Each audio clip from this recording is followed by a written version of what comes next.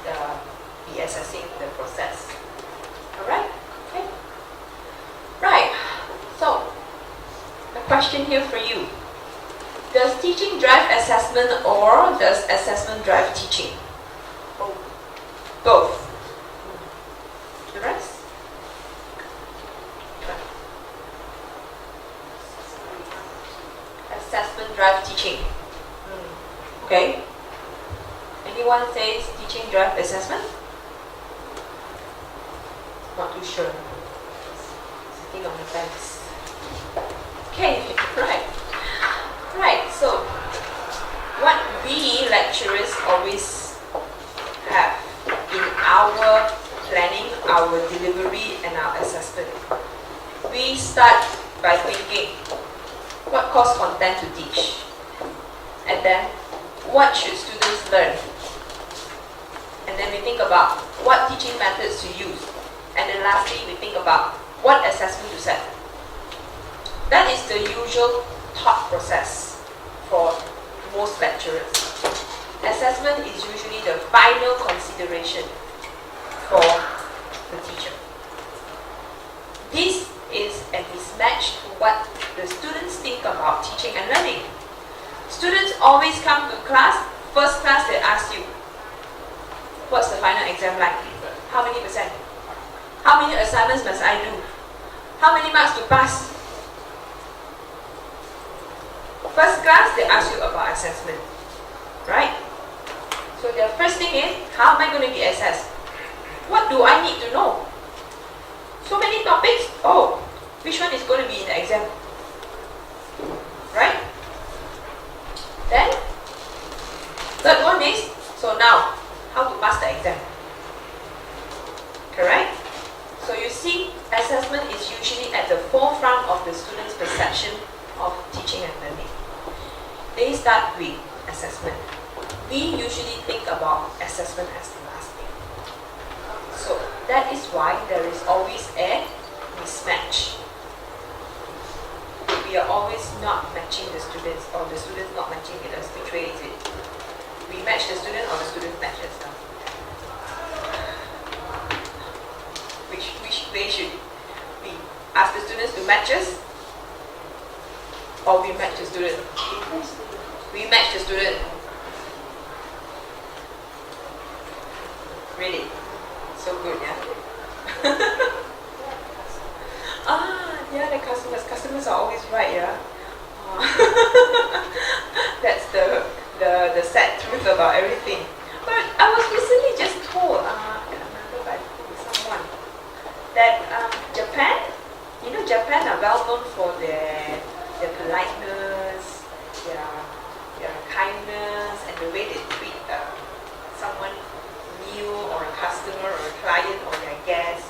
Apparently in Japan now, they are starting to not be like that.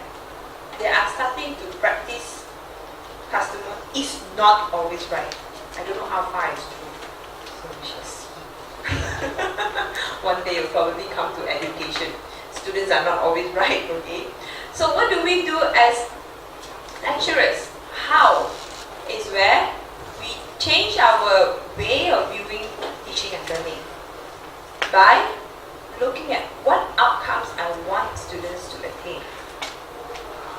That is what OBE is about. Start with the learning outcome. And then, how can I judge if they have attained the outcomes? How am I going to assess it? Right? And then, how to help them to attain it? This is what we have been talking about OBE approach. Start with the learning outcome.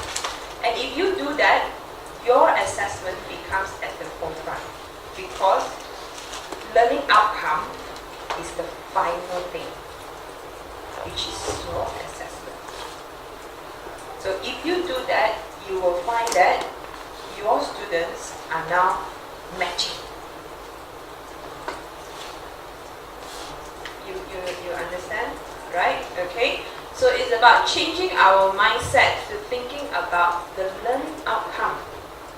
The learning outcome must be number one. And if you put your learning outcome as number one, you and your student will be matched. And therefore, you will find that it is easier to deliver. So, back to the same thing, what we said yesterday, assessment plan must be completed before the semester begins. You must be very clear what you are assessing. That way, you'll be able to achieve your outcome. Okay? So does teaching drive assessment, or does assessment drive teaching? Assessment drive teaching, yes. Your assessment drives your delivery. Your assessment drives learning. Your assessment is the one that decides what you are going to teach in your classroom. And your assessment is the one that will motivate your students to reach the outcome. Okay? Right? So, as a closing for this part, back to constructive alignment. You will see in our session from today until tomorrow, it's all about the same thing: learning outcomes, the 4 stages, and constructive alignment. These are all the key in outcome-based education. Back to your constructive alignment. Why do we assess the students? Okay? You have to be very clear, why are we assessing the students? And as you're thinking about that, think about how you're going to create assessment items. We talk about good assessments, what are the quality, okay? Then, planning your assessment, ensuring that you are measuring it correctly, designing your assessment questions, right? So, all this, when you are doing this, constructive alignment is the most important thing, right? So as a conclusion, assessment is another critical component in teaching and learning. So it drives teaching, it drives learning for your student, and you have to plan the assessment before any assessment setting. Assessment setting as in like before you write your questions. You have to plan what you want to test before you write your exam questions. Okay? So you have to create the set of criteria which you have done just now as part of the activity. Ensure that you align your assessment to what's in the assessment plan. Okay? And lastly, focus on formative. Agree? Yes. So that's the end for this part, and let's move on to the afternoon one, which is on marking and marking. Any questions so far? No? Okay. So, many questions. Feel free to ask. It's okay, or you can ask me during break time. Okay?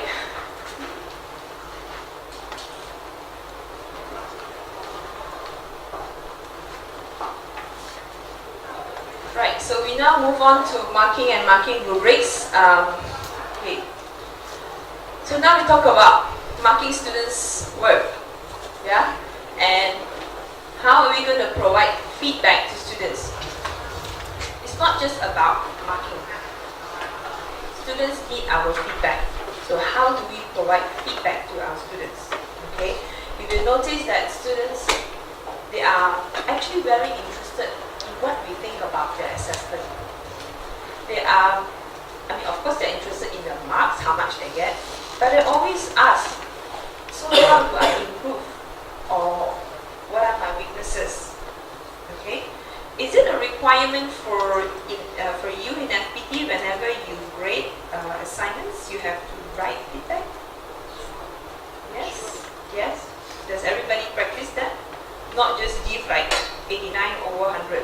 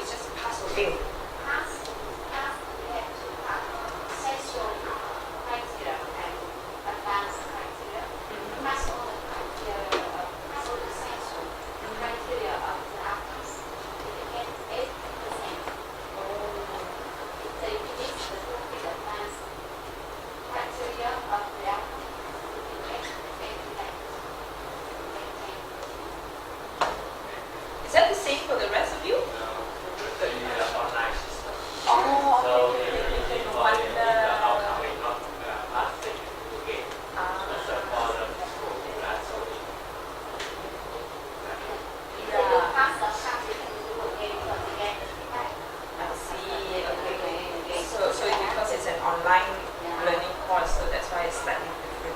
Okay, alright. Okay, good. So, in this session, we're going to look at creating rubrics and how to differentiate between useful and non-useful feedback to students' work. How do we give actually good feedback to students? Okay, let's start with doing marking. Can you remember the process of assessing students? What's number one? What's number one?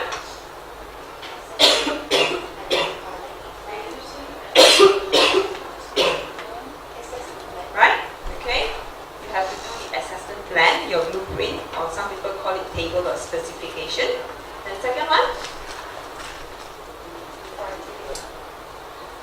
Designing your assessment items. And then the last one?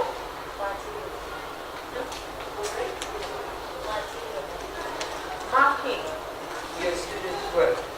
Okay? And this is we have talked about this yesterday, and then just now we talked about this, making the assessments, and finally now we're going to talk about how we're going to grade, how we're going to mark students' work. Okay? So marking assessment is also very important. Do you enjoy it? No. Yeah. You know, I've had in my experience before some lecturers who say that, oh, you want me to mark exam papers? No, I'm not going to do it. Why? Oh, because you hire me to teach the class, not to mark. I mean, this actually refers to those who are hired part-time. See, part-timers, they are paid hourly based on the time they come and teach. So they think that when they come to teach, that's the time you pay. But you see, marking is something that you do out of that hour. So they say that, no, you didn't pay me to mark. You pay me to come and teach me. So I'm not going to mark your exam papers. So they forget that actually that's also part of their job. But yeah, in a way, they have their rights to argue as well in that way. But sadly, it doesn't work that way. When you are paid to teach, that cost covers your marking as well. Okay? So, how do we mark our students' work when it's such a dreadful job? How do you do something you don't like doing, you don't enjoy doing? How? Try your best. Try your best. So, are you doing your best? I'm not sure. Nowadays, we classroom marking. Classroom marking. Classroom. You mean Yeah. cross? Class. I mean, yeah. What is that? Because we don't have we don't use one teacher to mark a cohort class. We use class teachers. Wow.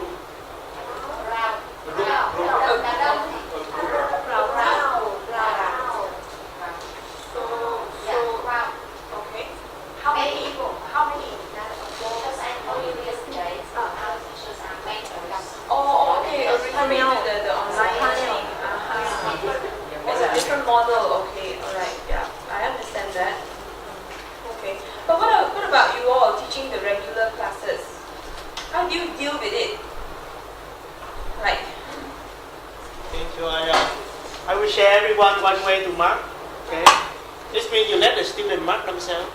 let the students mark themselves. Okay, so let's say if the student mark they got 9, and you verify, you say stop, no, it's not 9, so deduct the mark 50%. So this one consider 4.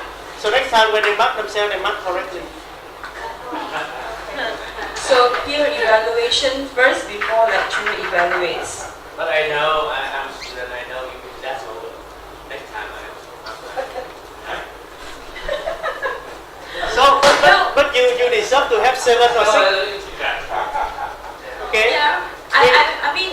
We can send the solution or marking guide to the student and evaluate. And if not right, deduct the score. Sample, a sample for the Yeah. students so that they have a benchmark, right? Yes. I think it works, yeah, to a certain extent. But in terms of final exam paper, how do you ask the students to mark? You can't. And final exam paper sometimes can be a lot. And very little time. Do you have that problem? Yeah. Yeah.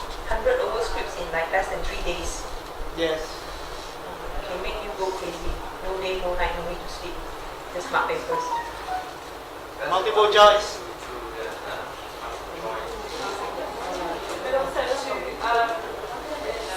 because of the time constraint next semester, sometimes grade gets very delayed, and so the students aren't actually getting time to look at feedback. And it's like they're not doing it's grade, it's not giving more time at things. That's what's happening. I've noticed across not just my area, but quite a few areas. Grading is taking longer and longer to do because people are planning and preparing and trying to have material to deliver. Yes, true. Yes. I think you're speaking about the reality. That's the case. Yeah.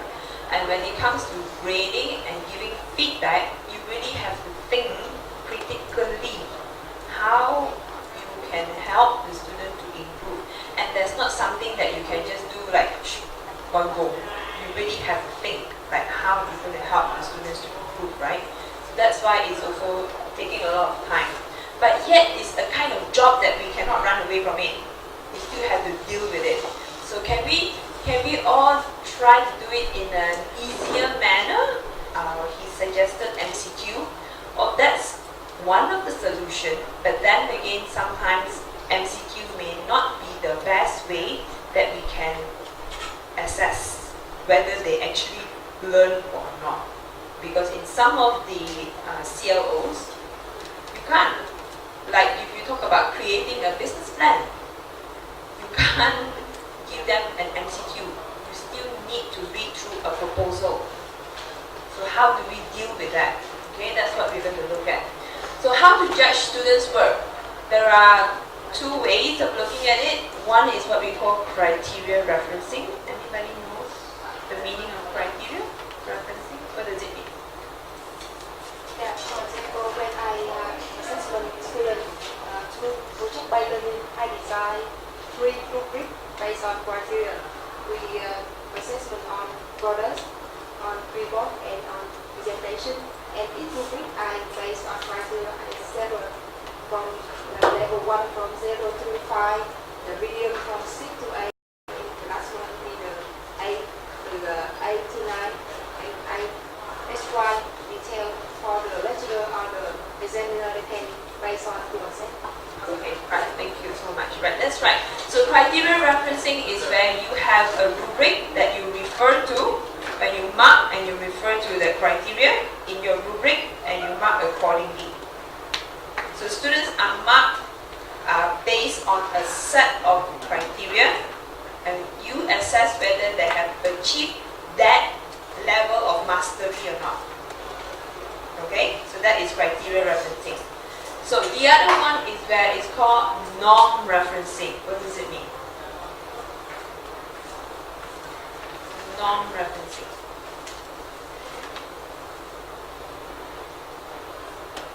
How do you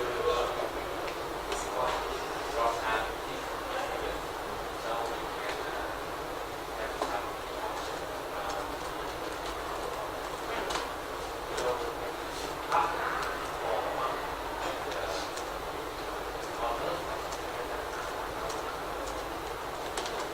Okay.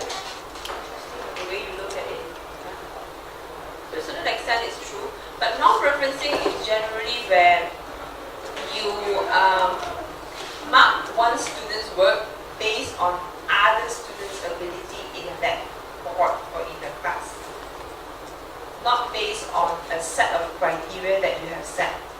You mark based on, for example, I have so many of you in this class, so I have him, the best student, and I mark the rest of you based on him.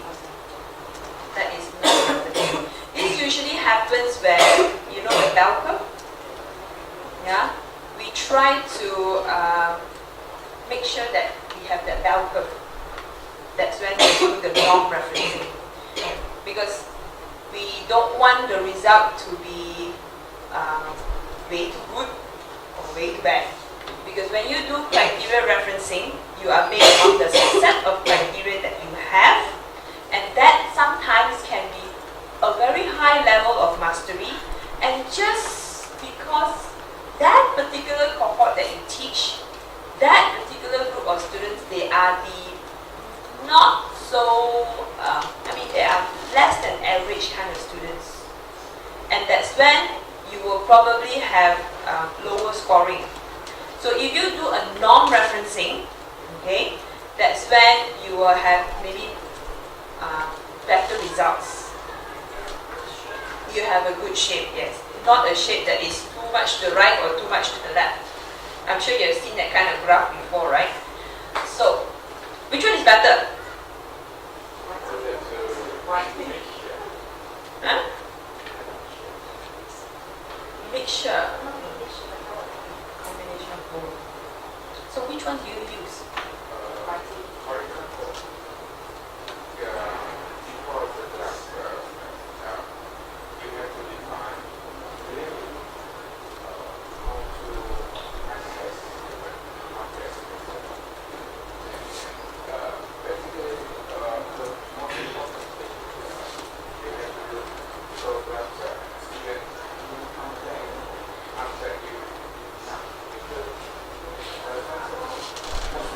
I understand that, yeah.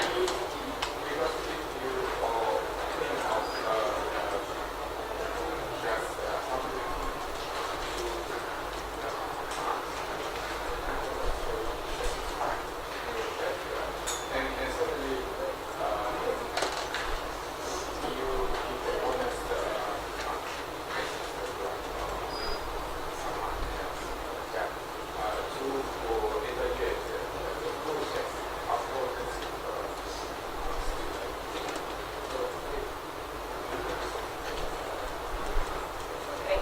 I laugh because it reminds me of what happened recently to one of my colleagues. This particular colleague was teaching a program with another partner university. It's a course that we are actually teaching out.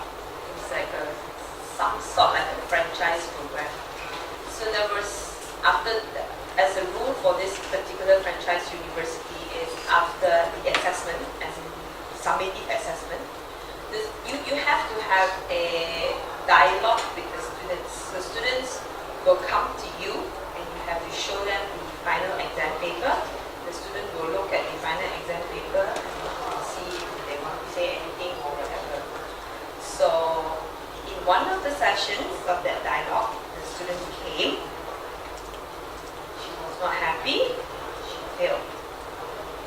She was so angry. She banged the table. She said, "How can you score me so lowly in my exam? How can you ask this kind of questions in the exam?" And so the lecturer tried to explain to her everything. She was not satisfied. Just before she walked out of the lecturer's room, "I'm going to ask the parents to come and see you." Very well, the parents came, the next week to meet the lecturer. But the parents they were not like that student who banged the table and everything. The parents were more concerned about, because that was the final paper before graduation and she failed. So because of that paper that she failed, she cannot graduate. So that was why she was very angry. But the parents were more concerned about what can she do in order to graduate. So the lecturer actually told her, all you have to do is just resit. If you resit, you still can't, then you just have to retake the subject. But she wasn't happy because that would mean that she will not be graduating together with her friends. So kind of like face value kind of thing. Your friends are graduating and then you are like, you are not graduating. Of course your friends will be asking, hey, why you're not graduating, this kind of thing. So that's why she was very angry. So that reminds me of that incident. Basically, we have to think of our graduates form of confidence. So that is most objective. In FPD university, we use 1 month. So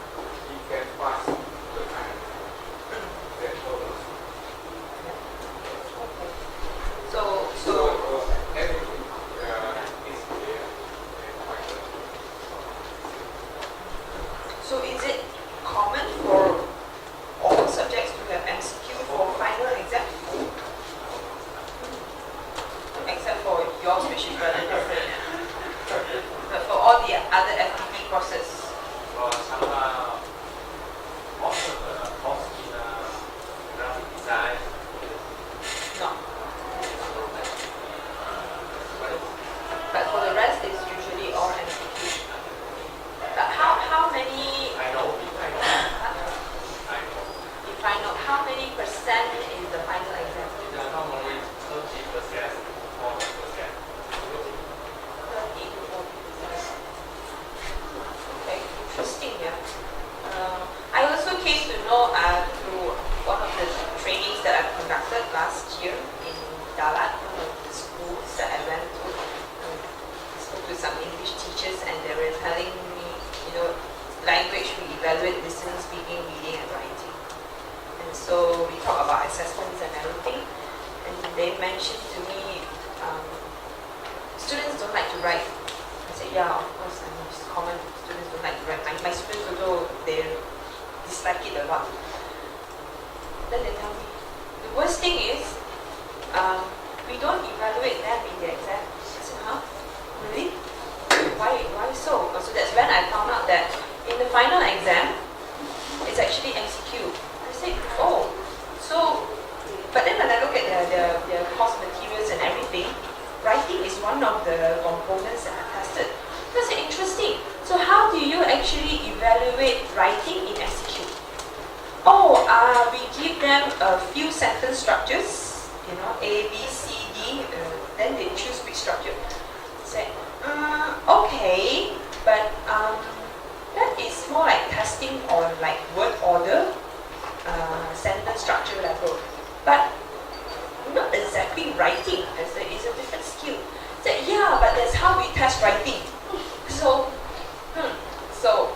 again, it's you tell me that the way that you're evaluating MCQ, and I guess you have to look back at your course learning outcome and think about it again, whether the MCQ questions are able to really test the course learning outcomes.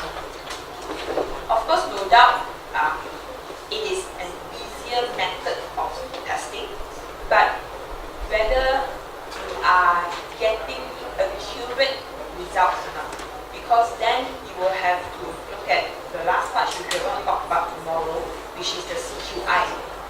So if your assessment item is not exactly measuring your CLO accurately, then when it comes to the CQI, it's not accurate. You can't really reflect and evaluate whether your planning, your delivery, or your assessment is effective or not.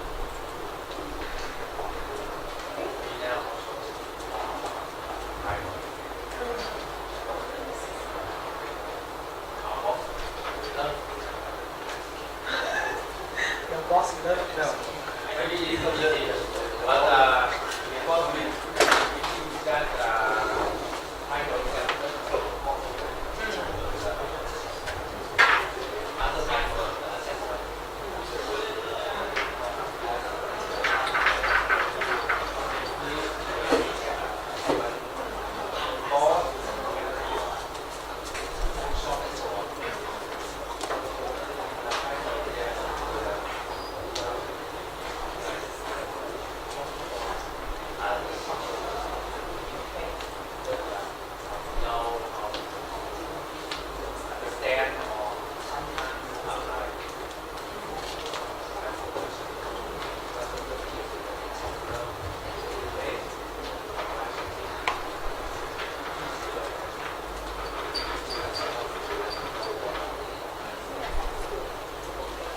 But final exam need not necessarily be the only way of testing the students. You can still have students do projects and presentations if you think that final assessment is not the most important thing.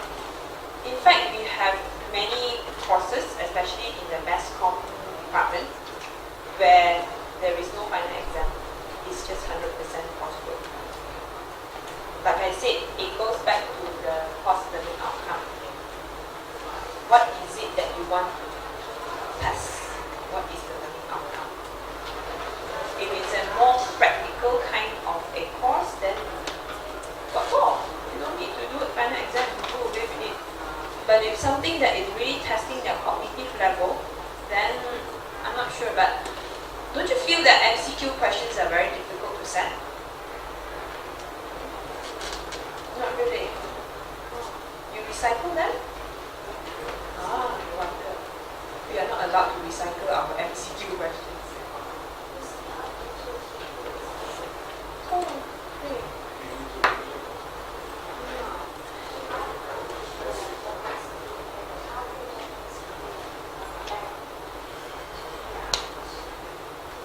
That must be so great. Oh, yes. Yes. Exactly, that's why. So that's why I say that how well is MCQ really testing that CLO, really evaluating that specific CLO that you aim to evaluate.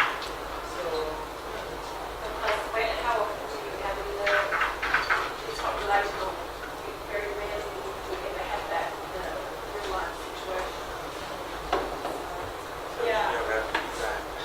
Yeah, so like this is sort of talking to instead of a written report, I might get them to do a visual essay so they can get the skills to make something with social media content. Yes, that's right, that's right. So MCQ writing essays for exam is not the only way to evaluate students. I do know that we all come from that system. I also came from that system where you go sit for the exam like 3 hours, you just you write non-stop. But that is really the old and traditional approach. The newer version is where students create videos. Yeah. So that could be a kind of final assessment where you can test out. So you don't actually need to crack your head so much on setting exam, organizing exam, the manpower that is needed, the marking and so on after that. Right? Okay, so again, back to your CLOs, how are you going to assess them? Okay, so I'll talk about non-referencing already. Okay, so what we need here for assessment is actually a systematic objective tool to assist our marking. So that is why we need to have your criteria clearly written in your rubrics with specific descriptors for each of it, like what she has shared there just now, so that we remain objective. Why is it important to remain objective in our marking? Yes, to be fair, right? To be honest, we are all human beings, we are not robots, right? We get tired after marking a few scripts, we get tired. So sometimes when we get tired, we tend to not focus so well. So then, how do we know whether we are still thinking straight or not? Right? That is your rubrics. Go back to your rubrics. So always refer back to your rubrics to ensure that you are marking objectively. Okay?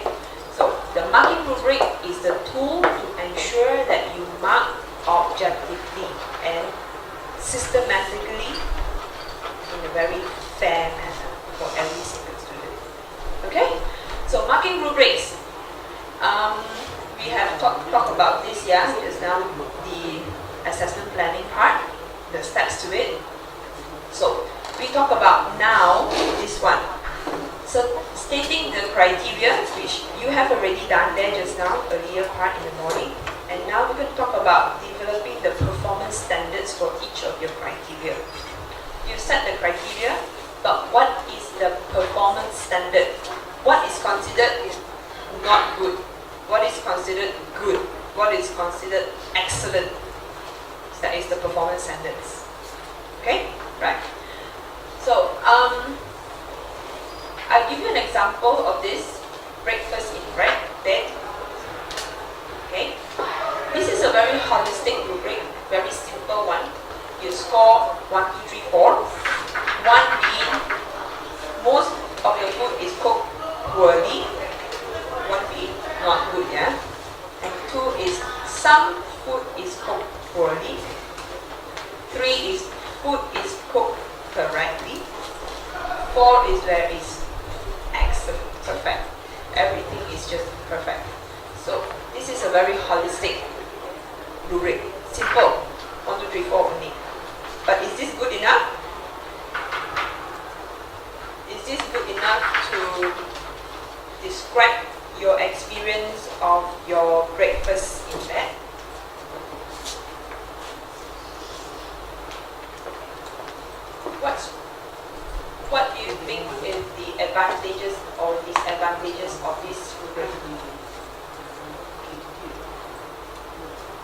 similar different elements. What if the student performed one really, really well, but the others fall into exam? Yes. So, food can be very tasty, but the presentation is horrible.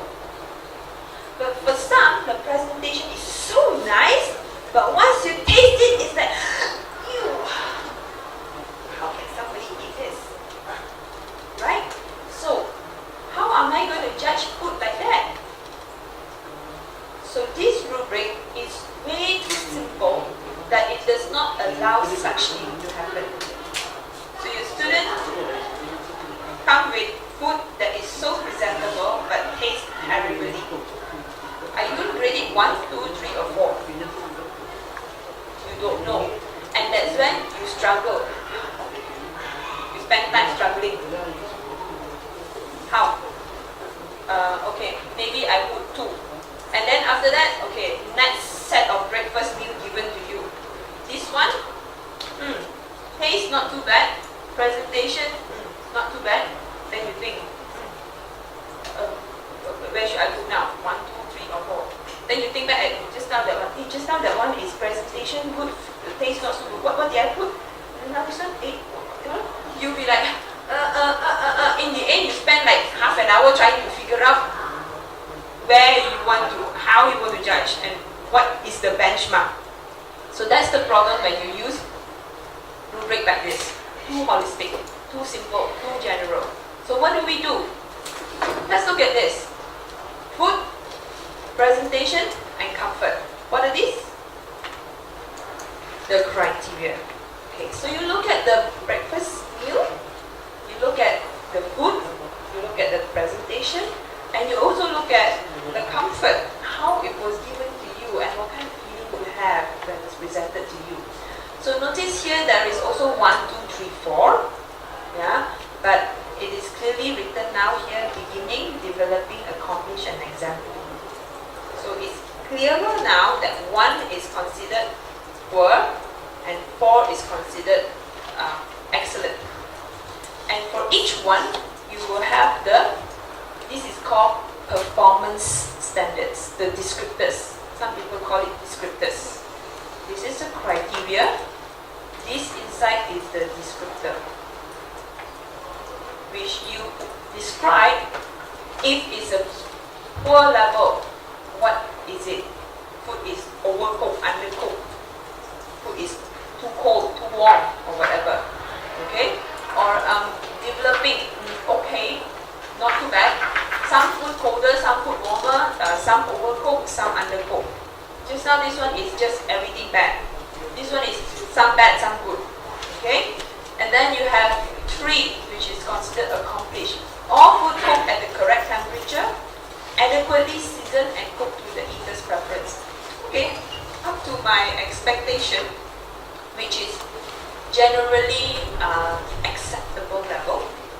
But 4 is where you deserve a thumbs up. Really good. Excellent. Okay? The food is perfect. And additional condiments are offered. That's the extra special thing. Okay? So, generally, average people will be at which level?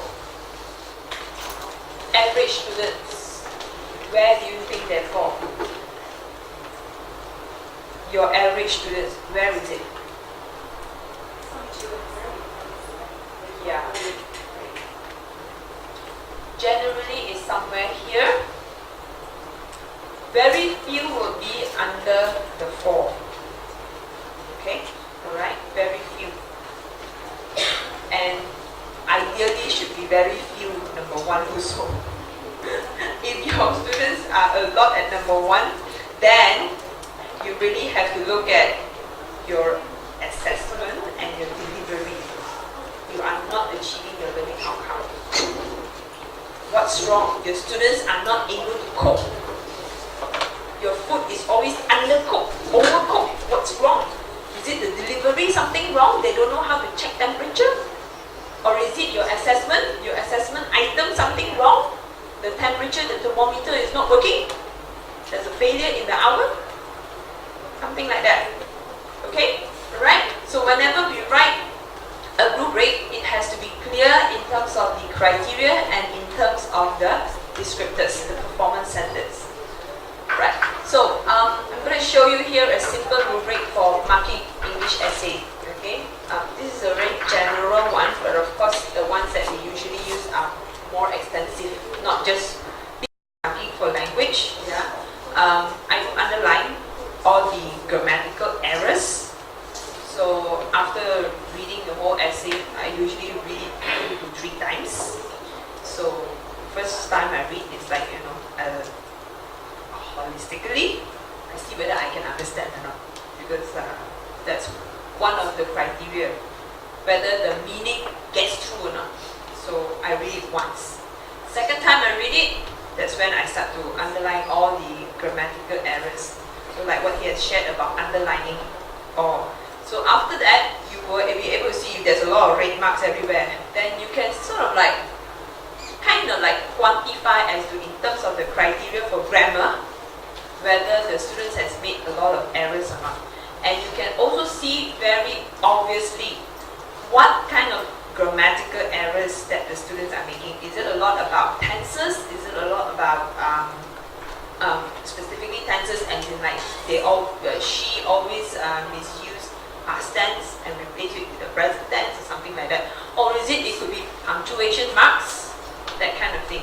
So therefore you will be able to give better feedback. Okay, right? So I don't know what's the usual practice. I usually underline the errors. Some usually underline the keywords. So it depends on your own style. Which one are you using? Okay. Right. Anyone else to share? So we will give the assignment to some students, say 4 students, and then we will take the average score from them, and we have mark from lecturer, and then we have the average, like we take the average from the student, combine with the average from the lecturer, and we have the final score for our students. Oh, so you have peer evaluation Yes. as part of it, and then the lecturer's evaluation. Yeah. How many percent is it usually? We think like 50-50, like the average from students. 50% from student peer evaluation and 50% from the lecturer. Yes, this is what we think. We haven't done that. Oh, you haven't done that? Yes. I think it's a good idea, but it's rather heavy on the peer evaluation. It shouldn't be that much. I think maximum it should be 4. It can never be the same as the lecturer's evaluation. Because sometimes students tend to, I help you to help me. We think about a lot of lecturers marking the same assignment, but we think it could be very expensive. Then we think of students, because students are free with the marking, and they can learn something from the process of marking other students' assignments. Okay? Right. But marking by student, they can understand more than that they exercise. I think. Peer evaluation is actually one of the methods of assessment, but it depends on how you use it, because sometimes students tend to misuse it. Like I said, I help you, you help me, yeah? I give you more marks, you give me more marks, okay? And then sometimes some students tend to be too afraid to be too critical of their friend. So then you get unfair judgment. So you have to control it in a certain way. Okay, right? Anyone else would like to share? Is that right? Yeah. I have another solution and I intend to implement for next semester. We are going to set up some days for markings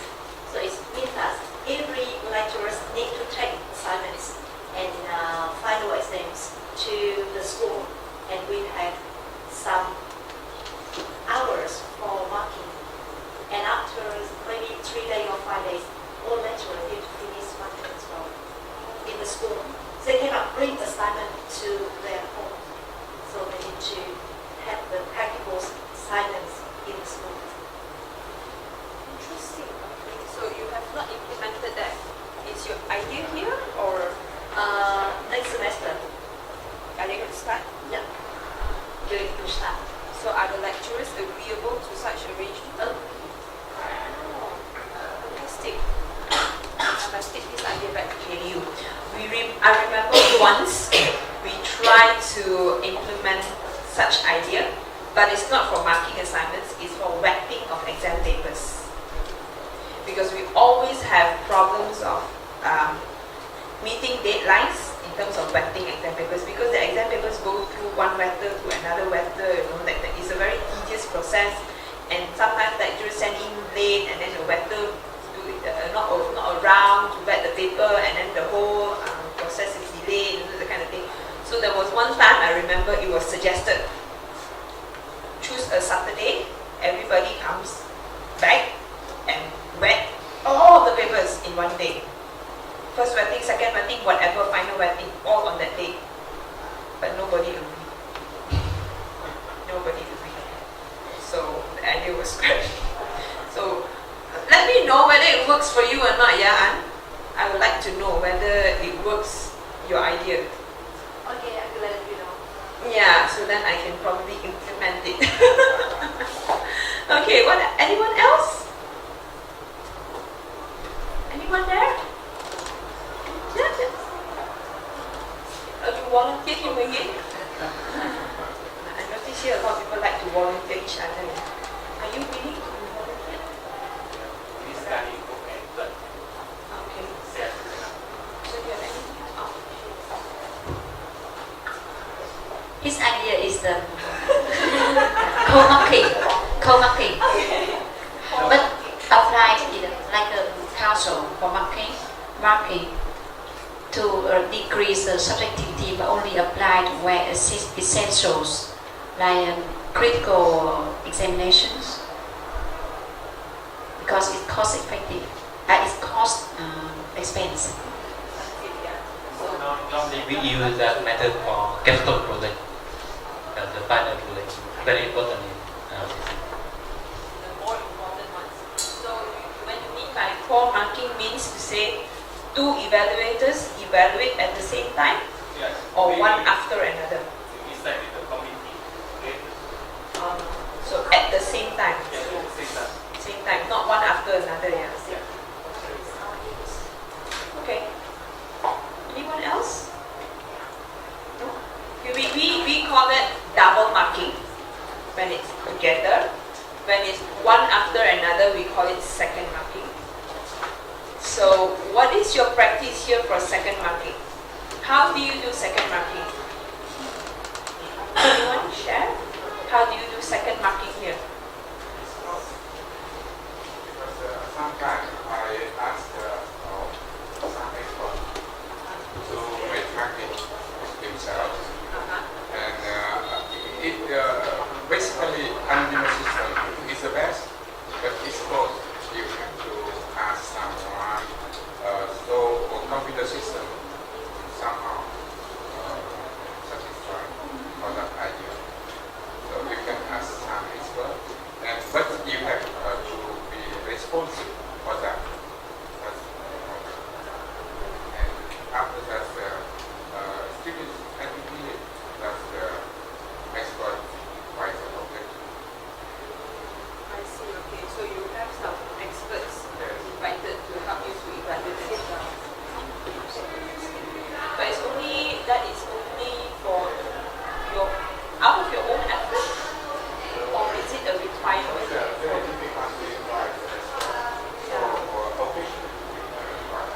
But is that a requirement for your course, or is it just out of your own effort, you just want to help? Yeah, you are responsible for that. And marking for your, let's say, points. So that's a way for Yeah, but it's quite costly, isn't it? it takes time. Experts may not agree because of your community. Exactly. Many things like this. Definitely, it's not that easy to get somebody to. Actually, in the world, journal system, use anonymous system of activity. So that's the best system for you. You have to select the score system. Anonymous marking is one of the things that you should use to ensure subjectivity. But of course, your double marking and your second marking should help as well. But is there a procedure that is set in FPT? Like how do you do second marking? Like if you have 30 assignments, do you second mark assignments? Yeah, that's so we do 20% and someone else is for internal verification. And then there's two other courses that that an external assessment can't verify what we do on those two. But that is actually for VTech, right? That's because it's a British program. FPT program? We have two kinds of second marking. The first one similar to Michelle. I guess we have second markers for the same assignments, and the second markers can see the comment and feedback from the first marker. And the second skill is that the second marker will not any answers. So after markings, the coordinators will compare the mark by the first marker and second markers and synchronize for the last one. So when do you apply each? We apply for two separate programs. Oh, different program, different methods. Yeah. Interesting. Oh, I think it's amazing to go in FPT because there are so many rules. No Yeah. wonder. The different marks. Someone just yesterday shared so many rules people forget. In Indian room you have Different sessions, course, different group. yeah. Yeah, exactly. I can imagine like, oh my, I wouldn't be able to function properly to think about, okay, I'm here, I need to go like this, okay, now I'm doing this, I need to work like this. Interesting. Oh, okay. Well, let me just share with you in KDU, we have second marking as well, but second markers do not mark every single script. Does your second marking mark every single script? For the first time, the second marker focus on how feedback, how the first marker gives feedback, and what about the criteria matching the achieved requirements and practical assessment Not to scoring. reduce subjectivities. Not scoring. Not scoring again. If the second marker has different ideas compared to the first markers, we need to have conversations. We need to have discussion before final decisions. Interesting. So our second marking is where if there are less than 50 scripts, for example, in final exam, if there are less than 50 scripts, the second marker would select 9 scripts. 3 low, 3 mid, 3 high. And the second marker will. The second marker will be the one selecting the scripts, not the first marker. So first marker mark everything, give to the second marker. The second marker will sort it out and then select the samples. 9. If there are more than 50 scripts, the second marker will have to select 60.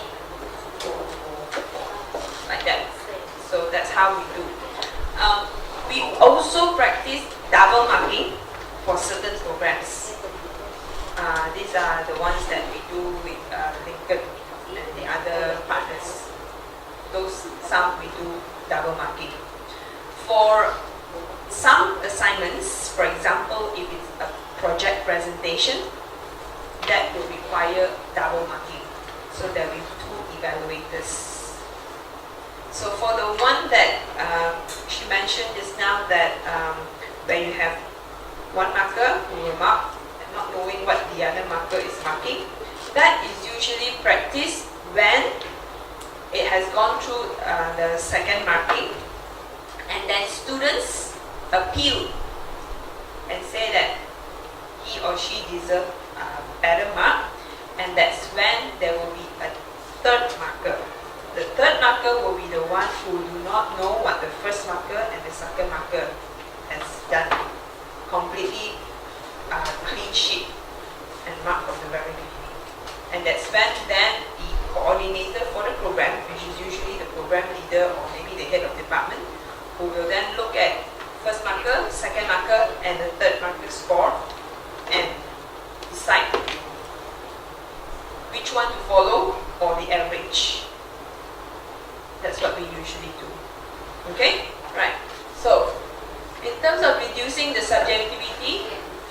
is your rubrics. Back to your rubrics. It has to be discriminating with the levels that you have done there just now, right? Your performance level should be very specific. Like I mentioned just now, try not to have too many, because when you have too many, it's very hard for you to decide what is very good, what is good, and what is excellent. Yeah. Of course, it pays a lot to use the correct words to describe your performance standards. The words that you use, the verbs as well as the adjectives, to be very accurate when you describe it. Yeah. Mark question by question, not paper by paper. Whenever you mark assignment or your final exam paper, try to mark question by question. Let's say if you have 3 questions, you mark question 1, student A, question 1, student B, question 1, student C, until you do question 1 for student number 100. Finish question 1, then only you go to question 2, student A, question 2. So that way you can remain objective, because you're marking the same thing across. It's also important to try to finish your marking in just one sitting. One question in one sitting to remain objective. Of course, sometimes it's not possible. So that's when the danger is, because I do face that as well. I mean, I have to be very honest, I confess. Sometimes it's not possible when you have so many scripts. You can't possibly finish it in just one sitting. And then I have my children who will be like disturbing me here, left, right, poke me, then they go fighting, then I don't know what they do, and then so that's the reality. So what happens is, when I finally settle everything, I sit down, I want to continue marking, I will have to look at the scripts that I've marked before. I read through again, what was I marking and how was I marking, before I continue marking again. So at least I sort of like calibrate my head, make sure it's aligned before I continue doing it. Okay? So it's important for you to be very mindful of what you are doing when you are marking. And it pays a lot to have a cup of coffee. Definitely.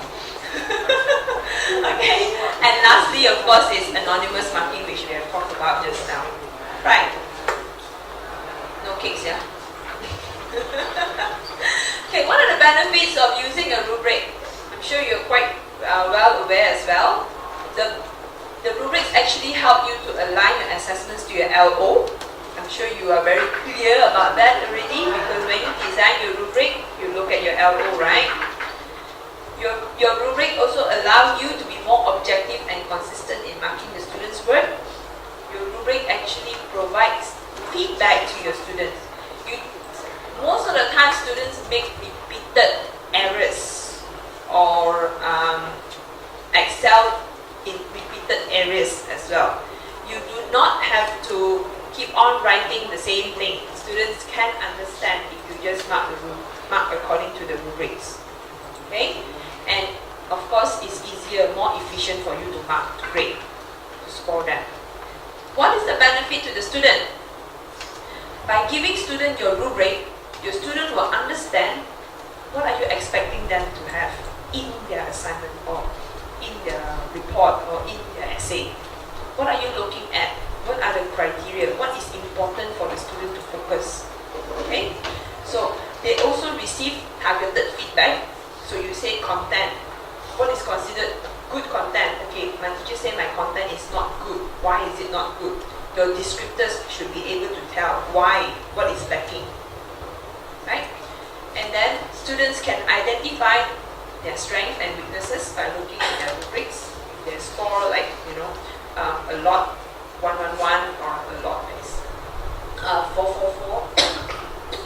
So they will know what is it.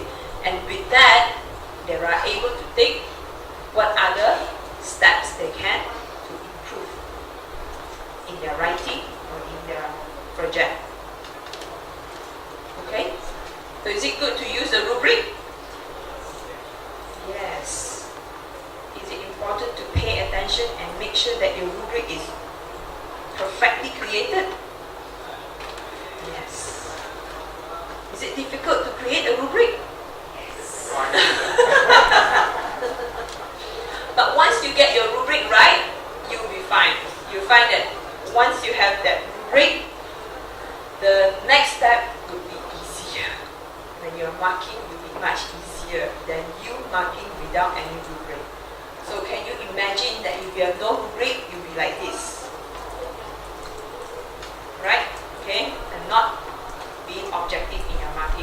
then cause your students to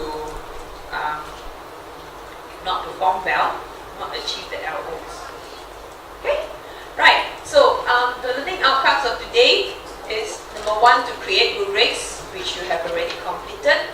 And the second one is talking about feedback, which we're going to look at now. Giving students feedback. Just now we talked about feedback a little bit. In my rubrics I showed you how to provide feedback, right? So we're going to talk about it more. Feedback is actually very important for formative learning. How you want your students to improve is through your feedback. It is very important to write some words as feedback to your student. But feedback, there is good and there is not so good. Useful and also not so useful feedback. So we're going to look at that. What kind of feedback is considered useful and not useful? What do you think? Individually, I want you to reflect on this question. Okay? You are given 30 seconds. Okay? Then after that, you're going to discuss with your group members in 2 minutes what you think is useful and what is not useful. And then after that, share with your class. So individually, 30 seconds, starting from now.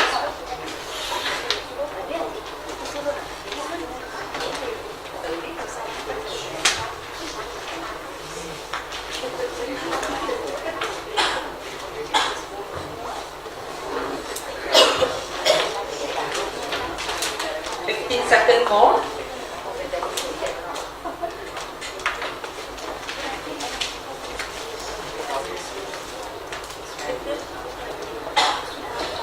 Okay, time's up. Right. So now, discuss in your groups, okay, what is considered useful and what's considered not useful. Can you write down on your paper? Do you still have paper with you? You have paper? You can just write down in this paper. The small, the A4 paper will do. You can just write it down here. Okay? So divide it into 2 columns. What is useful and what is not useful. Okay, I give you 2 minutes.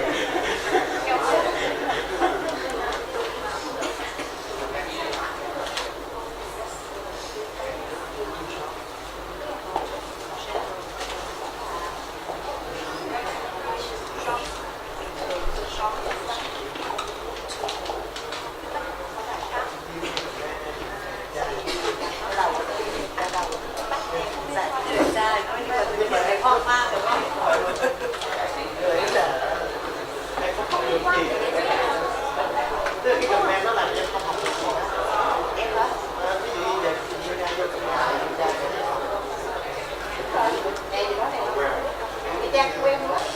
Cái này ra đâu ra, tặng cái gì vậy?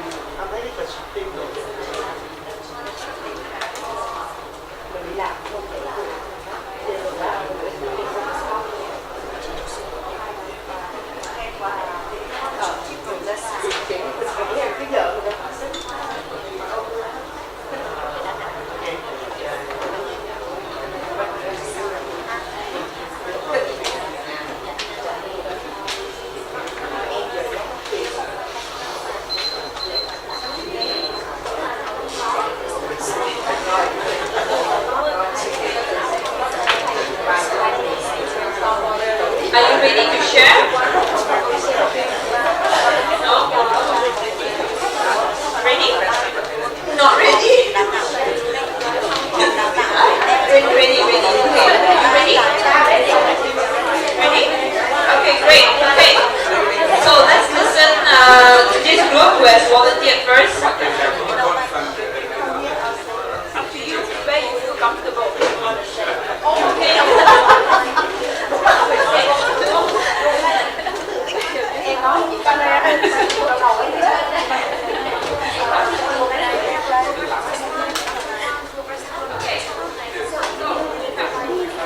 Okay, so Okay, let's listen to this group here. so this is our group idea. The useful feedback, like the constructive feedback, the feedback should identify the opportunities for improvement. So it's like it have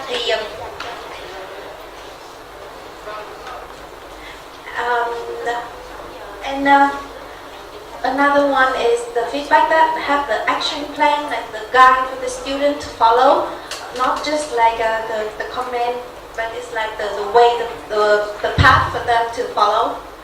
And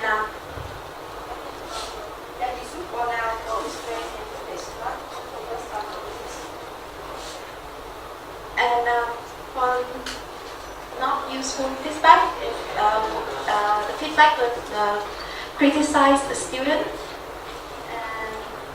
or is too neutral, like it's not relevant to the subject. And sometimes the Feedback too short to understand and nothing to get from your feedback. And sometimes you are neutral, not praise or not criticize, but you are alright. And I don't know where I am. Yeah. Okay. Yeah, thank you for the attention.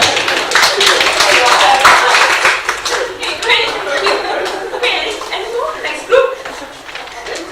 Group, go. You don't have to show if you don't want to. Just explain what you think is useful, what's not useful. Yeah, so for the not useful feedback, we think like a feedback contain only negative comments is really not useful for our students. Or maybe it's only compliments, it's not useful at all. Or maybe some feedback is too personal, like we contain our personal view, or maybe it's too subjective, it's not useful. Or I think useful feedback contain both compliments and recommendations, like we provide guidelines and suggestions for our students to improve their performance. We want to follow the COOs, like we provide feedback in terms of the COO we have, and we want to give examples, like good examples or good assignments, the source or how the student can approach to get the good examples so they can improve their performance. Thank you. Great. So your recommendations that includes some references where students can get more ideas to improve. Okay. Anyone else? Next.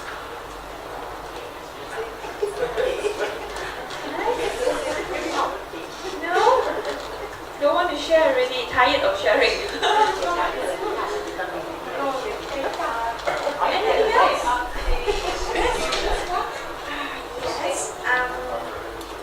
So Indian will have me, right? So we talk about the unuseful feedback. The first one, the feedback is too general. Like say, you made a lot of mistakes in the code writing. What mistake do I have, right? So we need to specify. And the comments not related to the learning outcome. And the feedback is not in time. Let's say the student has a progress test in week 1 and progress test 2 in week 2. So the feedback should be given before the progress test 2 is taken. So that's when you can learn and then improve the second one in time, right? And the teacher should avoid giving the personal criticism, right? Should give a constructive criticism in order to give the personal criticism, right? And the useful one here, we should point out for students to know the strength and the weaknesses. And he mentioned about the feedback up and feedback forward. Have you heard about that term? Up and feedback, feed forward and feedback up. Okay. In equity university, most of students don't care about after some test. Just some students come into class why and so on. And some excellent students is mentioned.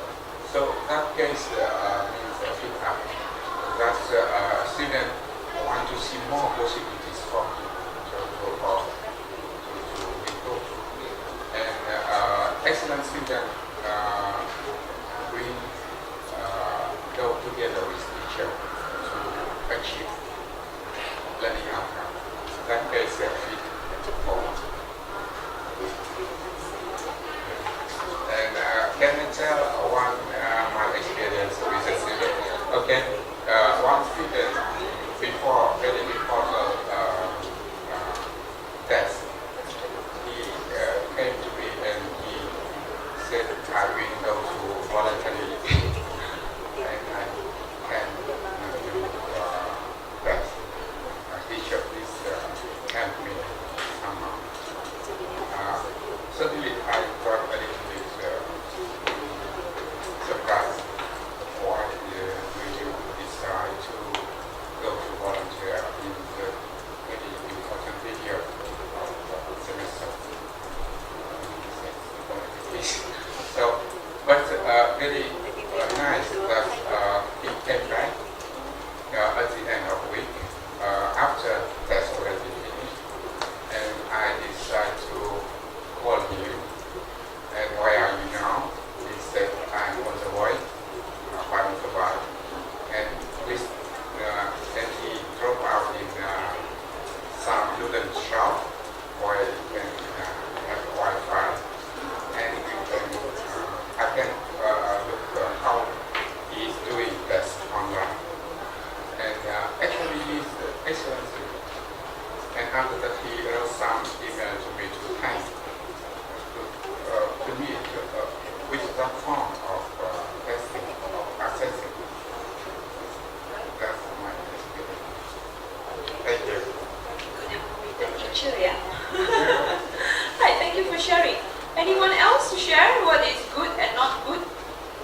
Or useful or not so useful with that? Anything to add to whatever that I've mentioned? No, it's all the same. Same story. Okay, I think you get the gist of it, of what should be included in a feedback and not. My very good, sorry.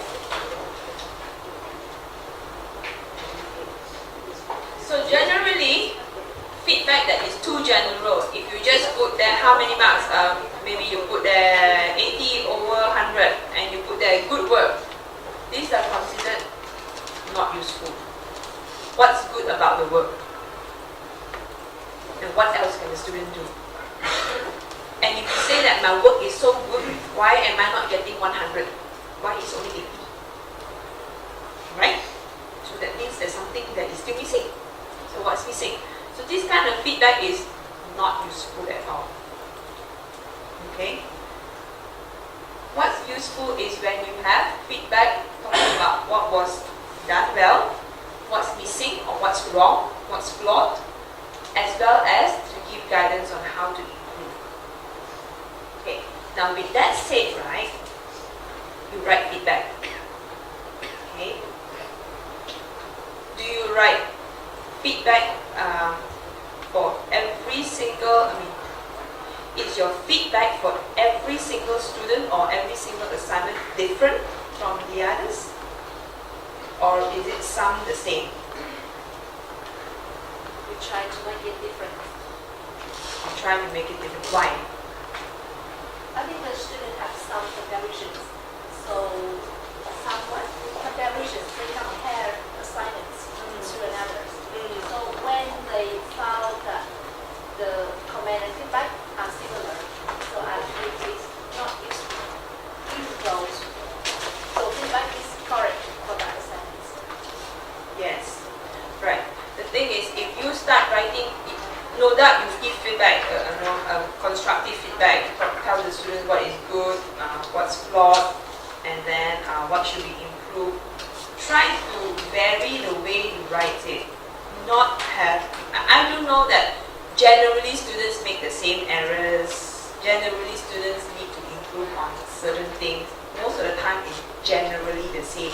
But as lecturers, try to make an effort to try to tweak your comments, because students tend to compare with their friend.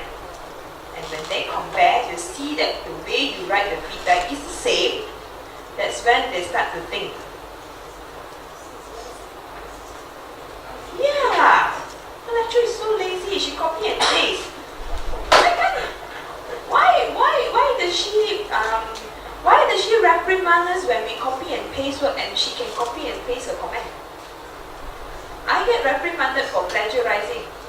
What about her? Right? So we are role models, right? So whatever that we do, the student will observe, even to the tiniest thing. So if we make this kind of remarks, students will not respect us. So try to vary, use synonyms or anything like that. The way you write it, try to be different as much as you can. Okay? So good feedback is targeted. For example, you can say the argument presented lacks evidence. Need to source for more sites or credible ones. Okay? Or you can say the conclusion derived does not follow logically from the premise and the evidences presented. These are very targeted, very specific.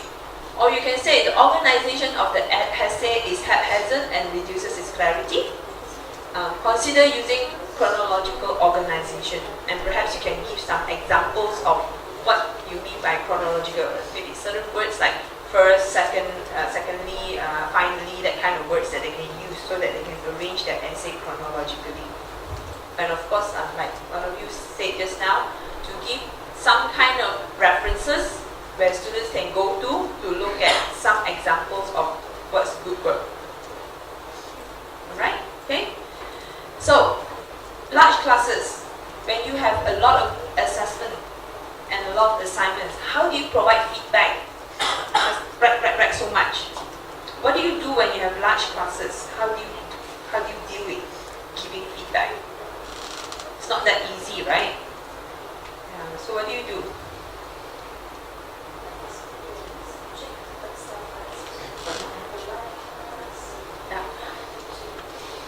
Okay. Peer evaluation is one of the things that you can use, or you can possibly think about the way you are doing your assessment and think about providing feedback orally if it fulfills the CLO. Again, it depends on your CLO. If you can, then maybe that will help you better. We need to try to maintain our sanity. Yeah, always don't forget, don't lose your sanity. Yeah? And don't burn out. Don't suffer from burnout, from marking assignments, marking assessment, no day, no night until you go crazy. Okay, so you have to think of ways to maintain that balance in you. can do without written feedback, you can just give oral feedback, that will be good enough. Okay, then go ahead with it. Okay, right. You can also use abbreviation, but of course you need to first tell the student what does it mean, all your abbreviation. So I typically use symbols in my marking. So like if I double underline, it means that something wrong with your tenses. If I circle, it means that it's spelling error. If I box it up like that, it means that wrong word, wrong vocabulary, something like that. You have to create your own symbols. So what I do is I have my list of symbols. I give it to my students at the beginning of the semester. This is how I'm going to mark your essay. When you get back your essay, you look for this symbol. If I circle, circle, circle, circle, that's what spelling error. So what I do is I ask them, if I circle, circle, circle, they will have to take a green pen and rewrite the correct spelling. If I double underline, that will be tenses, something wrong with it, they will have to give me the correct tense in green. And then I usually have a one-to-one dialogue session with them. After they have corrected it in green, they come and show me that they have done it. So that is also where sometimes they have a lot of all these worms around. The worms are usually where it's sentence structure, and that's usually my students can't really correct it on their own. So usually they will need my help. But errors like the ones that I circle, double underline, all these are very simple things that they can correct. So those are the ones that they come and dialogue with me, I will help them. And then after that, after having the dialogue session with me, they will need to rewrite. Give me the second draft. So by doing that, I cut down on the time that I need to spend with them in terms of providing the dialogue feedback where they need to work on the sentence structure. So you may do something like that. Create some symbols that they can go back and rethink and then come back to you with a better solution or suggestion to how they can make their assignment look better. Pardon?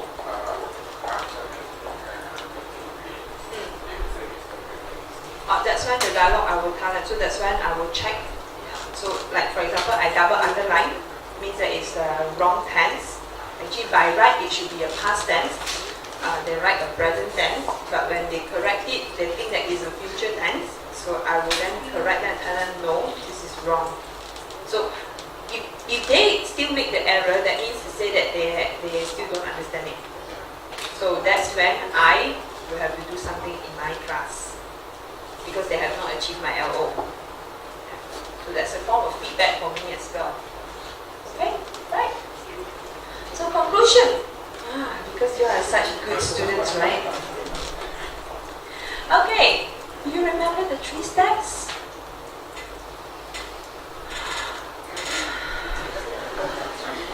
If you cannot remember, then you don't go home. What are the 3 steps? Step 1 is?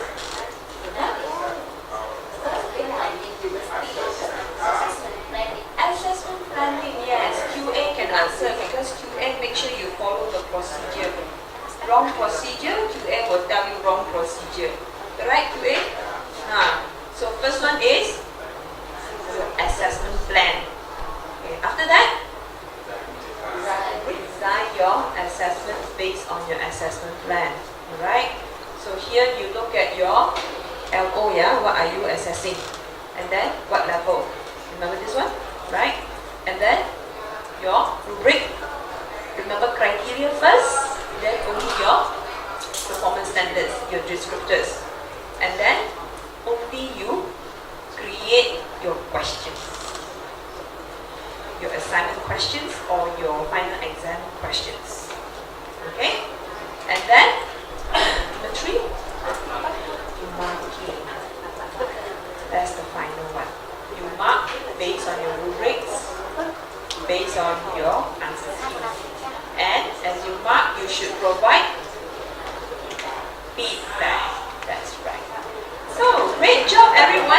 yourself a clap. You have done so well. Finish the whole thing today. And tomorrow we are going to look at evaluation and CQI. And then finally we are going to end with some quiz. Very easy. If you have been listening, if you have been following and listening, you shall have no problem. It's open book anyway.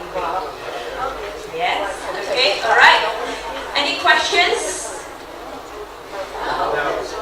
No questions. Alright, so I wish you a very good evening and sleep well tonight so that tomorrow you come ready, fresh and eager to do the quiz.